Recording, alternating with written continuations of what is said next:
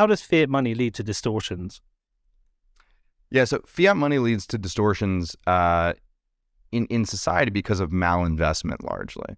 So when you have a dollar that's constantly inflating, basically what you can think of this as is like, oftentimes, currency can act as a proxy for measurement. So if I put money into, XYZ investment, and then I'm using the dollar as the unit of account to track it over time, and the dollar is continually inflating, so suddenly my calculations get all wonky. You can sort of think of this as like if you were to build a house and every night somebody would come in and add inches or, centimeters to your tape ruler, and then every time you tried to measure the house, you got a different measurement.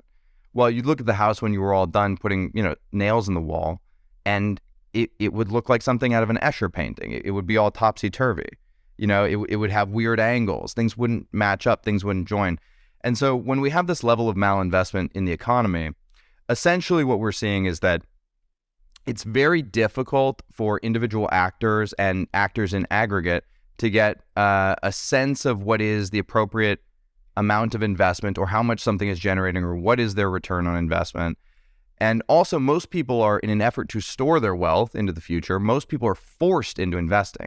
And they're forced into investing in, broad market index funds. They're forced into investing in, they go further out on the risk curve, and they invest in things like monkey JPEGs, or what we colloquially refer to as shitcoins in the Bitcoin space, things that these junk monetary units that basically have, or, for instance, like Michael Jordan rookie cards, or, every time you see a new wave of monetary stimulus, there is a new wave of money chasing wealth preservation, essentially. And this chase, causes assets to inflate, and people without assets get further priced out of the economy.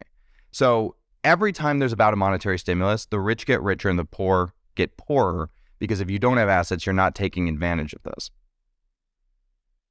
So how do Bitcoin and fiat incentives differ? If you think about the way that monies are structured, right? When you have something like the Federal Reserve Board, what you have is a small cadre of individuals who I think are, honestly, I'm just going to go out on a limb, and some Bitcoiners are going to hate this, but I think they're well-intentioned individuals, honestly. I think they're doing the best job that they can, and if we were sitting in their shoes, in their chair, then we would probably make many of the same decisions that they make. But, they're low-fidelity informational participants in the market, because no matter how intelligent you are as a human being, let's say you have 150 IQ, you're still not going to be able to see what markets can see in aggregate, right? So essentially, like, there's this idea of the crowd is always wrong, and generally the crowd is always wrong if they don't have any skin in the game. But if the crowd has skin in the game, if people are betting on the outcomes of what's going to occur, then actually the crowd is much smarter than any individual market participant, right? This is sometimes known as efficient market theory, or the efficient market hypothesis. And essentially, when you have a small group sitting around a table trying to decide the fates of a monetary economy, what you have is a low fidelity amount of information on which to make these decisions. And so this is a very top, down system, and these things are decreed from on high. For instance, me as a Bitcoiner, every time I look at, the new CPI print, or, Jerome Powell, the current Fed chairman, is going to speak, I just and all the investors gather around, and you can watch the market trade on every word that this man says. One man, no one man should have all that power, like Kanye says, right? I think of smoke coming out of the Vatican. For anybody who's not aware, the way they, pick a new pope is the cardinals get together, and every day they don't pick the pope, there's a certain different color smoke. I'm sort of, I didn't pay attention in Catholic school. I'm a bad Catholic school boy, so I don't know what color it is.